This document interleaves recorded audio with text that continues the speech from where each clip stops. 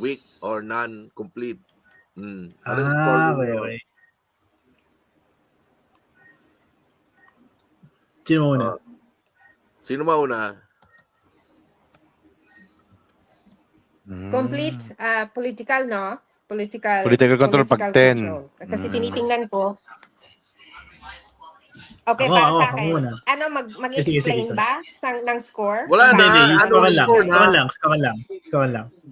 Pwede ka mag-explain. Basta, brief lang. Sa akin, 8 kasi 9 kasi isa na lang yung natitirang grupo that hindi pa nila nakuha. They have manipulated them, binigyan man ng bribe, whatever, okay? Basta, ang tinitingnan ko, isa na lang, isang pamilya na lang ang and their supporters ang nakatayo against them. Okay. 8. Ako rin. Ito, Ako nine. naman. Ako 9. Bakit Kasi 9? structure-wise, nagamit na nilang lahat to control. So, yung taong bayan na lang talagang standing up against them with quite a few opposition na yung opposition na yun, suppress na obviously. Yun na. 9/10. Ikaw, Rain. 8.75. 8.7. Tumawa. May fraction pa eh. Tumawad eh. Hindi kasi nakikipagtinan niyo si Enrile. In my opinion, Oy. parang hagel pa sa na hindi naman Hindi, pero siya. Kung control, yun na nga, almost 9 na rin. 9/10. Yung most control. For me, Ikaw, Reyna. siguro ako, I think 9 because kontrolado nila yung Congress, kontrolado nila yung Senate, and Pati komunista, kontrolado hindi pa nila kontrolado masyado yung tao. Oo nga. Ngayon, yung court system, I don't know kung kontrolado na nila yung court system. So, I would say 9. Ayan. You even managed to tame the commies. Oo, Pera lang pala kailangan Diba? Pera lang pala Mercenaries lang pala yung mga yon. Nagra-ride on lang. Nagra-ride on. Oo. They love the smell of money. Dito ka. Sabi next. hindi talaga sila yung komunistang sinasabi Anong nila. next? Anong Next. next na parameter? Ang next is state-controlled economy. State controlled. So bali ang score dito sa sa number absolute political control is paano ba pag-score? So i-summarize natin yung yung score. 10 na lang yung 10 na lang yung highest. Okay. Siguro average mo bawat 9. Pag Retrial. So, okay. I-average na lang siguro. State-controlled economy. Sinong mauna? Sino mauna? Ako nang mauna. Ako, 9 pa din. Because, yung ang money ng bayan na andon sa legislative nakasalalay kung paanong i-disburse, kung paanong i-allot. And we have already seen, and then Sara Duterte herself has already said, ang buong pera ng buong sambayanan is only controlled by 2 people. And it's allowed. Tapos, nagpunta na sa Supreme Court, wala pa rin ang TRO. According to Vic Rodriguez, not my own opinion, okay, nag-release na ng certain amount of money from the budget which is being questioned. To me, that is 9 out of 10 Okay. are money. All right. JV. Who's next? JV. Okay. 9 out of 10 na rin. For the fact na bilang mamamayan, wala na talaga tayong choice sa pagdidikta nila ng prices, sa hirap ng buhay. All we need to do is survive. Wala tayong choice to avail any other alternatives except yung dinictate ng market nila. Yun lang. Oo. Okay. Paano? 8.9. 8.9. Magugulo yung math ni Reyna. Ah, Parang dinedesimal mo. Dinedesimal eh. Almost ganun eh. Ganun. Paano ba? Hindi, pero papunta namin kasi dun eh. Tawag dito. Pero to be fair sa sa BBM admin ngayon, hindi naman sila talaga ang nag-set up ng ganyan. Nagpalit tao lang sila, tapos para sa tao naman nila. Pero matagal lang ganyan yung setup ng Philippines kasi. oo. Pero silang nasa power. Mm. Ayun nga, kaya nga 8.9. Yung 0.1 ko is nagpalit lang kasi sila ng tao. Matagal nang ganyan kasi. Mm. Kumbaga sinet up na kasi siyang ganyan. Reyna. Pero grabe yung ngayon, no? So, totally Oo. worse. Okay, so ako naman, number one, maganda yung sinabi ninyong dalawa na they control the budget. And worse, dalawang tao lang yung nagko-control ng budget. And because dalawang tao lang nagko-control ng budget, kontrolado niya yung lahat. Agriculture, Air Force, lahat ng, basically lahat sa ng economy, kontrolado niya.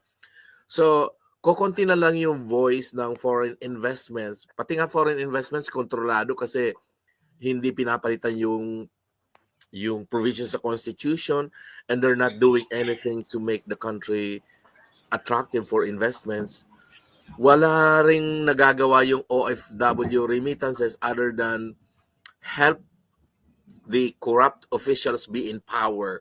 So I think I would also score 9. Ayun. Yun. Consensus. Next, parameter. propaganda and censorship. Ayan.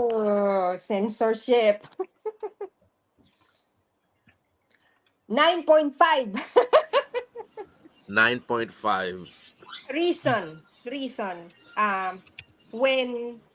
When ordinary citizens that are called into hearing at the legislative body are being held captive by a legislative body, and now some of them are not even lawyers, that is very, very alarming for me. And that is Scary. even more than censorship. 9.5. 9.5. Okay, JB. 9.7. Mas matindi lang ng konti kasi wala halos na eh. They gave us the right to rant but our point is not getting across, 'di ba? Pagbibigyan lang tayong mag-rant, pero walang consideration to our opinion, to our frustration, to anything. Ayun lang. 9.7. 9.7. 9.7. Okay. Ako. Sa akin, 10. Ayun, 10. Kasi they really are trying. The only reason bakit hindi pa tayo nabablock lahat, feeling ko is because yung mismong Meta gumawa ng internal change. Pero yung Meta yung nag-improve. Tsaka na-defund ang mga USAID recipients. Pero yung attempting to control, it's actually there. Oo. Ako naman, I'll be very nice. I'll give them a 9 point. A 9. And the reason is 9.9. hindi nila hindi nila makontrol yung galing sa Amerika kasi iba ang laws dito sa Amerika eh. So ang question dyan would be the jurisdiction dito. Number 2, may mga vloggers pa sa atin sa Pilipinas pero the propaganda is true, the censorship is true. So agree ako dun sa mga pinagsasabi ninyo. Number 4, surveillance and police.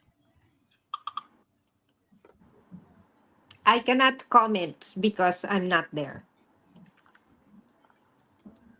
But you have Tayong to dalawa score. yun. Hindi Sa ako akin. makapag-comment, so Opinion 9. Kasi ang dami-daming places na dapat lagyan ng police control or police surveillance. Mas madami pang panahon para sa vloggers Oo. and KOJC. I think, yun. Nakalimutan ko yun. Okay. Pwede na akong mag-one. Pwede na akong Ay, mag-score. ako rin. Pwede akong yeah, pareha sa iyo, Heda. Okay, good. Pwede na akong mag-score and I would give it, 10. Kasi, and I posted about this, nasa constitution natin, when you enter a private home, because KOJC is a private home of civilians, you are supposed, to make sure that you respect life, you respect, na hindi sila ma-anxious.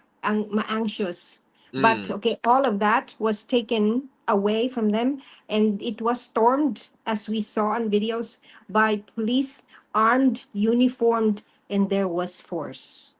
10. Okay. Ako rin 10. 10 ka?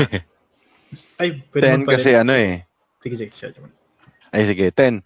Kasi ang dami, yung purpose ng police surveillance is actually for the public safety and security. Dapat doon yan directed sa sa anti-terrorism, sa Ay, gusto anti-terrorism. ko yun. Oo. But they chose to yung all-out surveillance doon sa decent. Yun na. Okay na. Anong score mo? 10. 10. Okay. Baguhin ko pala sa akin, 10 na din.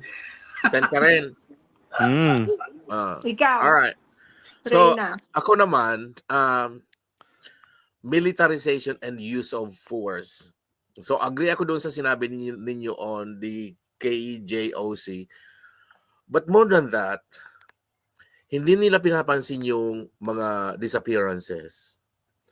Hindi nila pinapansin yung drugs, yung mga nagwawala dyan ng mga durugista, ng mga drug addict. And yung surveillance on the 37, maybe not 37, yung mga bloggers na tinawag sa Congress. And kung titingnan ko yung motive, yung surveillance kasi dapat the objective would be for the good or for peace and order and security ng state. Pero security ng state. Pero sila yung surveillance nila ginagamit nila for control of para for them to remain in power. Kaya I would also score 10. Kung pwede nga 10.5. Oo. Takay mo, hindi pinapansin yung nawawalang mga bata na nasa school, mga nagiging NPA. Oo, ang dami naman yan. Saka hindi ko gusto yung reasoning nila na about on the use of drugs. Sabi ko, ano ba itong mga police people? What? Di ba? Nakakatindig balahibo. Dede, yung line ni Marvel economy, nasa economy natin yan. Next, one-party rule. One-party rule. 5. 5. Kasi may mga parties pa naman that are existing but creative sila in the way that they were embracing the other parties, so they seem to be invisible. Okay. Yeah. Ikaw, JV. Ako 6. Kasi yung mga parties medyo kino-coerce nila. Papunta na sila doon sa coercion na karamihan ng party list na nasa kongreso na papirma nila eh. Ay, sandali, baliktad ang scoring natin. Akala ko 1 is complete, 10 is not complete. Baliktad pala. So, 10 is the extreme. Highest. 10 is yung highest is complete. Yung 1 is hindi. Okay, sorry. Okay, balik Jamie. Tama naman I was Hindi, iba yung sabi niya kanina. Iba yung sinabi ko kanina. Okay. Okay, so you JV, ilan ang score on one-party rule? 6. 6. Okay. Kasi andun na sila eh. Getting there to coerce, to gain better control, to suppress their political enemies. Ayan. Indecent. Teka, magtatanong ako, saan naka-fall yung pagpirma na hindi ka bibigyan ng budget? Economic ba yun o political Economic yun? yun. O Political ambiguous yun. party? So political Parang both na yun. dun eh. Political pa. Kasi parehas. Kasi yung power budget, dynamics yun eh. yung budget covered yung economy. Halos lahat Ay, oo nga, ng facets ng economy. Mm. Pag walang budget, hindi tatakbo yung economy. Control niya lahat. Pero pwede rin Okay. political. Quasi. So yung one-party rule, pwede rin dito yung budget. Mm. Okay. Alright. Nagbago bang Magtataas score ako ng ninyo? score. Magtataas ako 7 ng na. score. 8 na ako. 8. 8 ka na. Okay. Ikaw, Oo. JV. 9 na. 9 ka na. Oo, kasi kino-earth mo using economics, di ba? Oo, Economic in-order inconvenience. Oo. Oo. Ikaw, Rain. 9. 9. Malakas maki-team up eh. So, Oo. So, Ayun. ako naman, yung one-party rule, tinitingnan ko kasi, sino ba yung one-party dito? Kasi nire-recognize ko na yung left is already very strong sa Congress and mild na siya sa Senate. Pero yung political party ni Marcos, coalition party, I believe is that one-party rule. And because they were able to corner the budget, so naandun yung tawag nito, naandun yung heavy. And I think I would give them an 8. Mm. Next, ideological control. Naku, eto na yung left and the democracy. Mhm. Ako 10. 10.5. Pwede ba? Bakit 10? Kasi the fact that you are trying to silence your dissenters, the very fact that you are branding citizens of your own state who are paying for your taxes, the very fact that you are inaano mo sila, hinaharas mo sila into stopping dissent towards you, para sa akin, that is way more than 10. Merong repression of civil liberties. Baka doon yan sa may repression of civil. Ay, hindi. Iba pa yon. Yung ideological control is the state enforces a dominant ideology that dictates social, political, and economic policies demanding Yes. absolute loyalty from its citizens. Yes. Ako, score na ka? 10. Kasi yung ang gagamitin kong basis naman yung pagiging yung anti-China rhetoric nila. Yung pro-US na nila. They want every citizen to believe their crap. Ay, gusto ko yun. Okay. So, Diba? hindi lang yun, pati sa budget. If you don't subscribe na we impeach Sara, wala kang budget. Okay. Okay na. Gerain. And sold din ako doon sa China, so I would also score 10. Daniel. Rainiel. nakikita ko Rainiel. kasi yung division nila eh. So, I would The score... cracks. nakikita ko yung cracks. I would score 3. Diba? Diba? Bakit ka mo? Ginagamit ka na para sa political agenda ng kabilang grupo. Hindi ka pa nakakahalata. Oo. Hindi, marriage of convenience yan eh. At Yun kasi nga. Pero siya, kung ideological control, hindi ko siya masasabing ideological control. Kasi ginagamit nga siya nung kabila. Kung wala kang control, ikaw yung kinokontrol. Sandali, wait a second, may question ako. Baka mamaya mali yung scoring ko. Budgeting is not controlling an ideology. Hindi. Alright, so mali ang score ko doon. But, yung pagpiliin ka between China and America, is that ideological control? Ideological Yes. control, I would agree. ideological Pero yan. kasi yan, if you would see kung sino actually nagpautot niyan, naka-coalition kasi sila, pero hindi niya original idea yan. Yeah, but it Idea doesn't yan ng matter. kabila. kasi hindi naman natin alam sino naman talaga ang nagdidesisyon, but the fact that they are the state, Okay. the fact that they are the Hmm. state, so Oh, ano ang consolidated nangyayari sa action yan eh. bansa? Oo. Consolidated action yan eh. Kumbaga, kahit alam natin yung workings nila within na may crack sila, pero yung dinidikta pa din na as a whole eh. Isa lang. Okay, baba ako yung Ayun. score ko. I'll make it 9. Ako 10 pa din ako. Stay ako dun sa 10.5 ako. 10. Ano Ang ka? weird, Ano eh. rin yan, ano? Next, Hindi, stay ako sa 3. take us at 3. Okay. Next is Mhm. repression of civil liberties. Now, this is freedom of speech, press, assembly, and religion are heavily restricted and entirely, keyword or entirely abolished. Repression of civil liberties. 10. Because 10 nga, pa rin.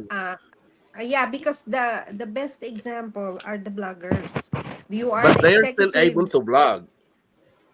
No. For now. They are For now. they had to kung either sinara nila yung kanilang blogs or they had your Meta shut them down. Si But the KLC fact- ang good example. Yeah, yes, yeah. okay. She is a journalist. She doesn't earn from her blogs. She doesn't go live. Okay, wala siyang YouTube, sa Facebook lang siya. And sinabi nga niya yung sa press conference that this is my job to ask questions. Okay? Oh. And the fact, ito talaga, the moment that you touch your civilians, the moment that you touch the citizens, okay? Doon ka na because these are these are the people who empowered you, voted you, are paying for your tax. Mm. And you are turning what they gave you against them. Okay. And this is what our people don't understand. Mm. Okay, next. Ikaw, JV.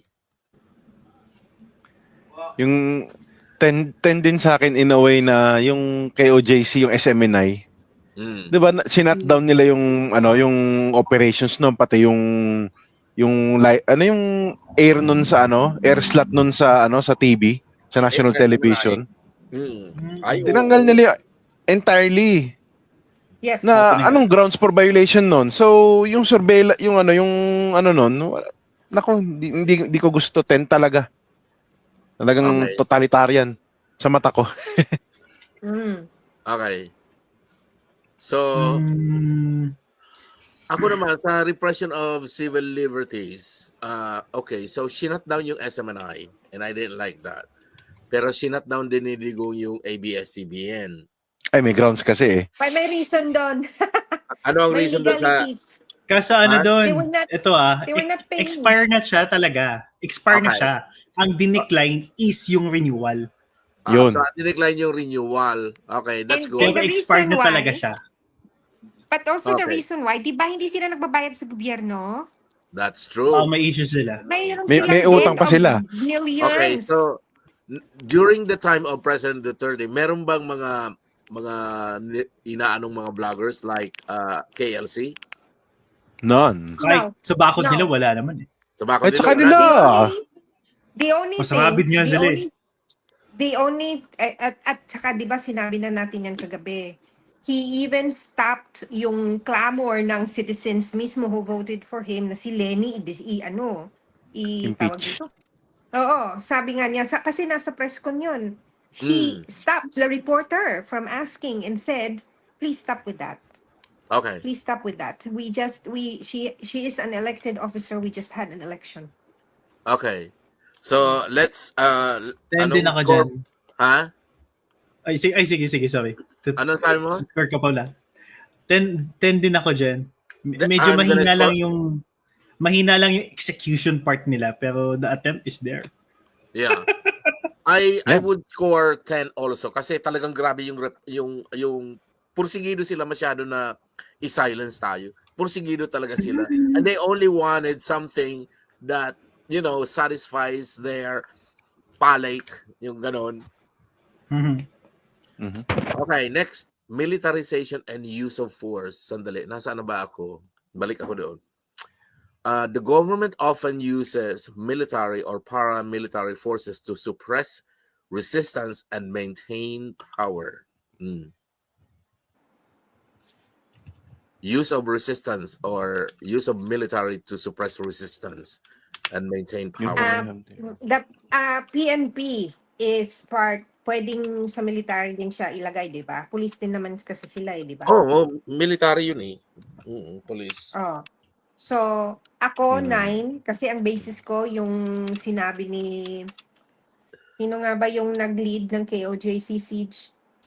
Sino ba yun? Ang sinundan ni Torres. So, Diwata. merong sinabi si Torre which is very revealing. Sabi niya, ay di ba sinabi ko na ni-relocate yung mga police ni Baste without any reasoning behind, basta ni-relocate na lang. So that's okay. That's using the military for your own whim, for your own personal reasoning. Number 2, sinabi ni Torre na i-infer mo doon sa sinabi niya na he had no choice but to do his job. He kept on saying, do his job. Naiyak siya sa isang part when he was already, I think he was, tapos na yung siege, nasa na siya, nag-hearing na yata. Naiyak siya kasi sabi niya, itong mga tao na to na sa KOJC, kasi parang nagkahidwaan between him and the people na nasa loob ng KOJC. Alam mo, sabi ni Torres, sabi niya, when some of these people lost their jobs at SMNI, tinutulungan ko pa yan sila. And he cried a little bit. So para sa akin, ang mga military was being used, na kailangan nilang gawin ng trabaho even though na hindi nila sana gusto. Okay. So para sa Ikaw, akin, JV. yun. Yes. Ako 10 yun eh kasi Sandali, akala ko 9 ka or 10 na ba? Si Heda. 10 din ako eh kasi ako naman 10 yung ako, basis 10 ko yung na. ay 10 siya sorry. 9 siya. Ako yung Okay. 10 kasi ang pinagbabasehan ko naman yung nangyari dun sa sa PMA graduation ceremony. Umattend si na may puti sa may residue. And alam mo yun, bilang military men, I share their sentiment. Sa totoo lang, nag-aapoy sila dun eh. Para bang sa kanila, great oppression yun Damn, yung hinuhuli namin, the kind of people na hinuhuli namin, yun yung naging president. Okay. Wow. Score mo 10. Ikaw, Rain. 10 din ako. Kaso, 10 ka rin. I will repeat, they're doing a crappy job at it. Pero malakas yung urge. Ayun.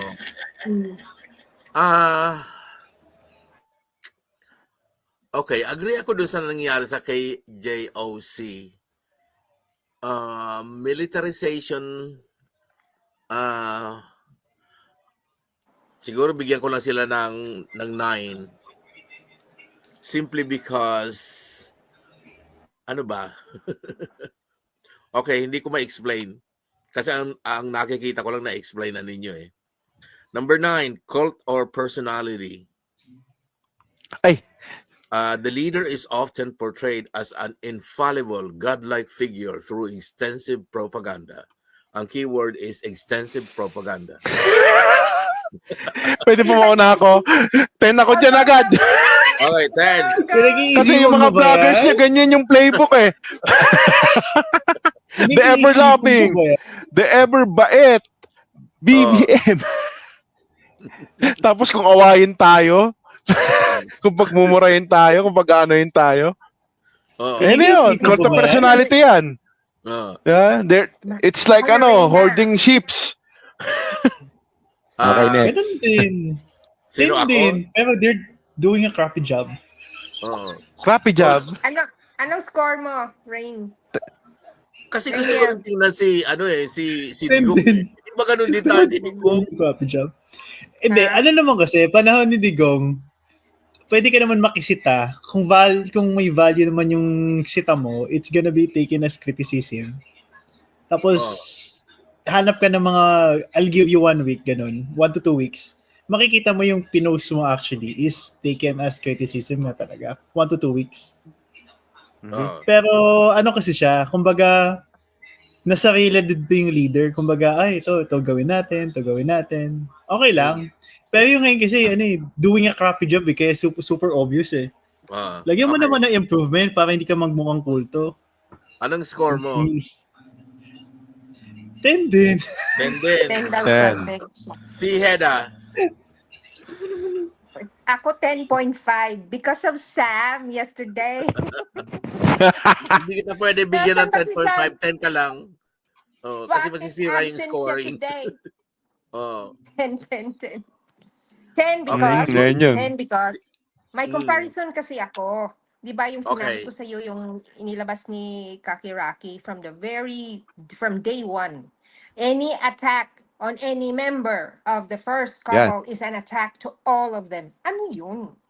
Oh, cult of The cult of personality. personality. Oh, sige. Day Next one is pa lang number yun. 10. Regulation Ay, of ikaw hindi ka private. nag-score. Score ko is 9. Based Bakit? on everybody's explanation. Okay.